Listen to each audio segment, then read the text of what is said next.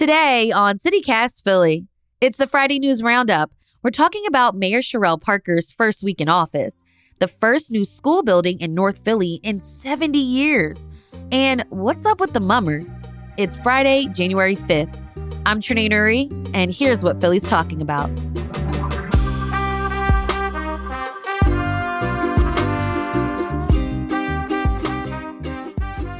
Joining me this week is Anna Orso, City Hall reporter at the Philadelphia Inquirer. Hey, Anna. Hey, Trinae. Thanks so much for having me. Sure. Welcome back. And Dale Mezzacappa, senior writer for Chalkbeat Philadelphia, where she covers K through 12 schools and early childhood education in the city. Hey, Dale. Hi. Happy New Year, everyone. It's a new year. Thank God. So before we get into the news of the week, I want to start with an icebreaker.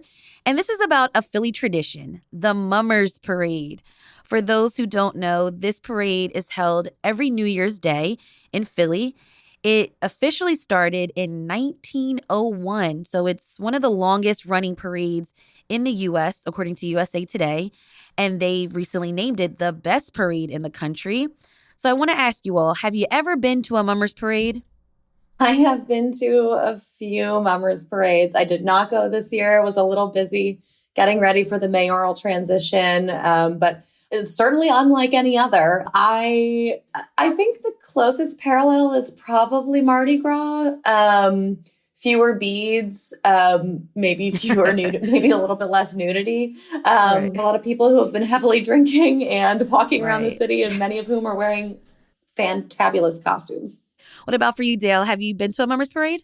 I have, but it's been a long time, so I haven't been recently. I'm trying to figure out, the mummers, too. They had to go through some training, some, cultural awareness trainings, because sometimes troops get a little controversial with their costumes. Some might say they're racist. Some might call out the bad behavior. This year, specifically, there was a video circulating on social media that showed some members of the Froggy Car Wench Brigade, and they were having a scuffle with some parade goers over a flag that was supporting former President Donald Trump. So, that stuff happens too sometimes, right? Yeah, the mummers have had a long history of controversy. They have had to undergo racial sensitivity training over the last several years, and there was a lot of blackface worn over the years. That seems to have largely subsided. But a lot of the point of the mummers is to make a political point, and they make political statements often in their skits and in their costumes. And sometimes those veer into the offensive. And so that's been a large part of their history. Mm-hmm. There is a Mummers Museum in the city, and they say that mummers are all about celebration, fun, and family. So, yeah, another Philly tradition I've kind of always wondered about. All right, let's get into some of the top news of the week.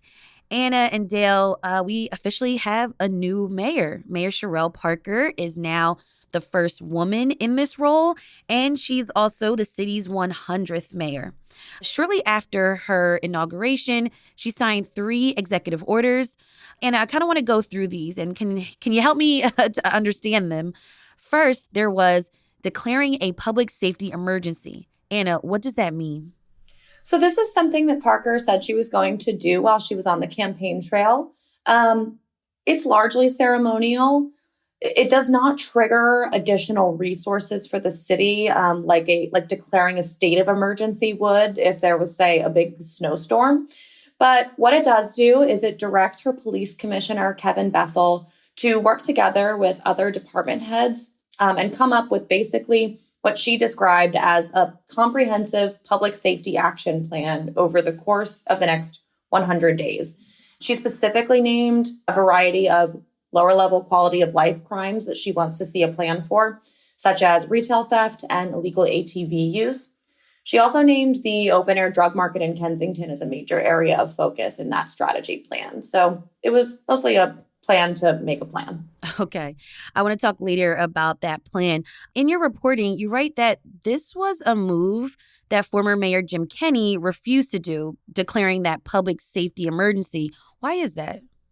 He was really concerned that declaring a public safety emergency citywide would further this feeling that crime in the city was getting worse. His concern was people feeling like they were being over policed. Mayor Kenny has said that he always had this concern that if you tell people there's a public safety crisis in the city, that it sort of becomes a self-fulfilling prophecy. And then people start to feel more unsafe and they might fear starting a business here or visiting the city as a tourist. So he really was hesitant to declare a public safety emergency, largely because he said, I don't think it'll meaningfully change conditions here. A lot of people, including Sherelle Parker, really disagreed. Another executive order was to, quote, make local government more visible, responsive, and effective in how it delivers services to citizens. What is her message with this executive order? Yeah, so improving the way that the city delivers quality of life services was also a big focus of Sherelle Parker's throughout campaigning. What this executive order does is it directs all of her operating departments, except for the health department, to basically create a list of all the ways that the city delivers services. So that can range from collecting complaints about trash that wasn't picked up to outreach programs for get out the vote. So it really runs the gamut. So what she wants to see is lists of every single way that the city delivers services to residents, how it's done, what any costs or fees are associated with that. And from there, she wants her administration to prioritize how it can reform the ways that the city delivers services to streamline it, make it easier for residents to access services, or perhaps in some cases eliminate red tape and bureaucratic steps. Is this going to take a lot of work? Yes, it is. And it's especially going to take a lot of work because some of the top members of her administration have not even been named yet. So we'll see how this goes in 60 to 100 days. And lastly, there was an executive order to expand economic opportunity by removing barriers to city employment. I guess that's kind of self-explanatory, but can you kind of go in a little bit more detail, Anna? Yeah, so Sherelle Parker has long wanted to make it easier for workers to become members of the city workforce and by reforming the civil service process. Her ultimate goal is eliminating the civil service exam, which most city employees have to take. It's like a standardized test you have to take before becoming a city employee. But this order does not do that. What it does do is it seeks to eliminate four-year college degree requirements. So she is directing each of her department heads to create a list of positions within their department where they might be able to eliminate a college degree requirement for that role. And this is basically in order to attract more workers, diversify the workforce, and provide more work opportunities to people who might have only a high school diploma or a 2-year associate's degree. We're going to take a quick break, but when we come back, more news of the week. This is CityCast Philly.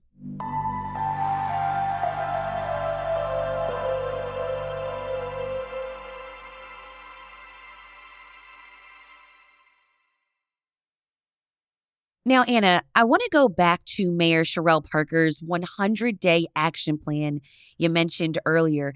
Mayor Parker released this document on her first day in office, and she lays out her vision for Philly as a, quote, safer, cleaner, greener Philadelphia with economic opportunity for all.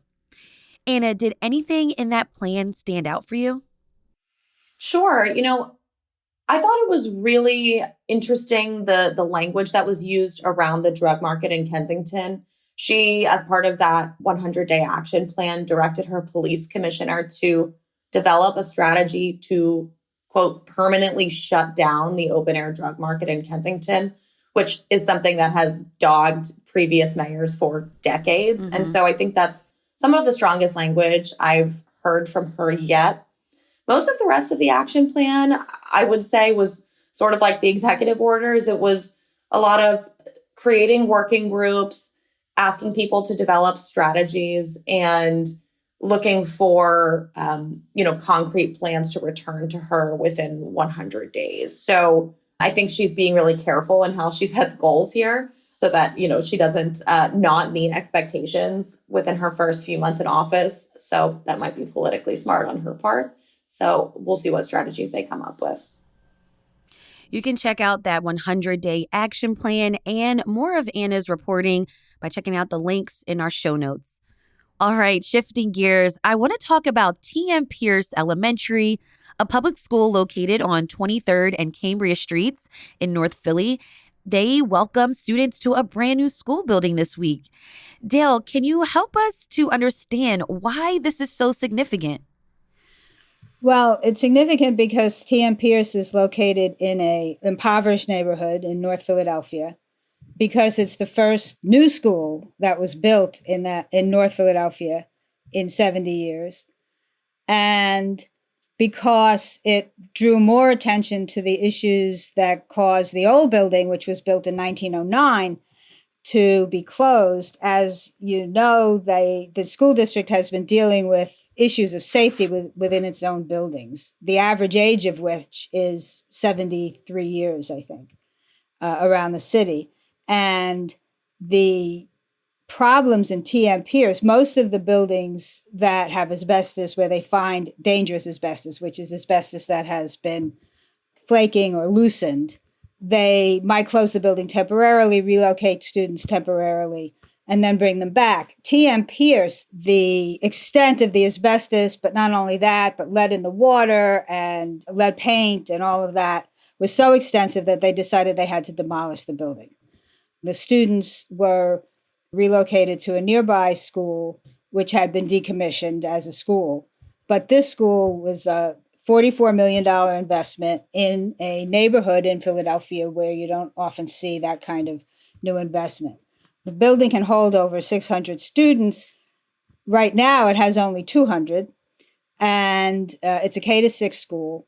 And whether that will change, they're hoping that the brand new building and its amenities will attract more neighborhood people to send their students there, as opposed to sending them to charter schools or making other arrangements, private schools, et cetera. All right, so tell me some of the highlights of this new building. Well, it's state of the art in the sense of it's safe. It doesn't have asbestos. The classrooms and the furniture were kind of designed with the help of the community, and it's flexible in the sense that it encourages group learning. The teachers can rearrange the furniture in the building, use it for various purposes. It has, electronic whiteboards where students can learn with their laptops, and it's just a much more pleasant environment for the students to attend. And I think that one of the points that was made at the ribbon cutting last month was that, you matter. And the speeches by the various politicians who attended, who included state reps and council people and the mayor, was you matter. That was the main message to these kids. And the other main message was, you really need to take advantage of this opportunity. We've invested in you, now you should invest, and to their families, should invest in your own efforts to be, the best students that you can be, and to learn. Having a brand new school building must feel so good for families and students, teachers, and staff. What have they told you about how they feel about this new building? Well, it's interesting to interview little kids. Yes, it's very hard. I've done it for a long time now. And they don't often give you great answers. Right. They were awestruck. I mean, they were just looking around. And I think that they were, kids aren't, especially that age, don't really reflect on their learning and how they learn a whole lot. But they certainly were happy that they had a nice building to go to, as opposed to a building that was over a century old. Mm-hmm. And I think these kids were happy to be there. It's brightly colored. It's just a place that they're going to want to be. What stood out to me about this story is that, we've seen this school year that so many other school buildings in the city need work. Dale, you've been on the show last year to talk about these issues. So could other school buildings get renovated into state-of-the-art facilities just like T.M. Pierce Elementary did? Right. the new mayor, Sherelle Parker, she has, as part of her campaign promises, has said that she wants to help the school district deal with their facilities issues. And the estimate is that it's like to sort of upgrade all the facilities in Philadelphia school buildings to 21st century standards and to make them all safe. We're talking multi-billions of dollars to do this.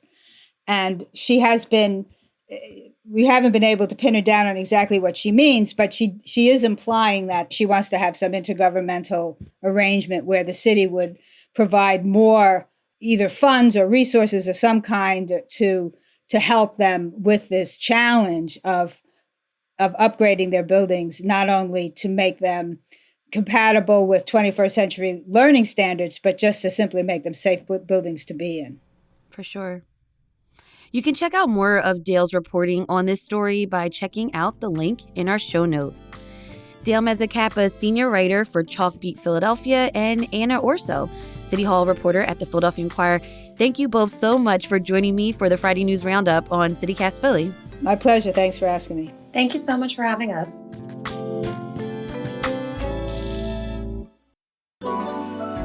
It's time for the tip of the week, where we share a life hack for living in Philly.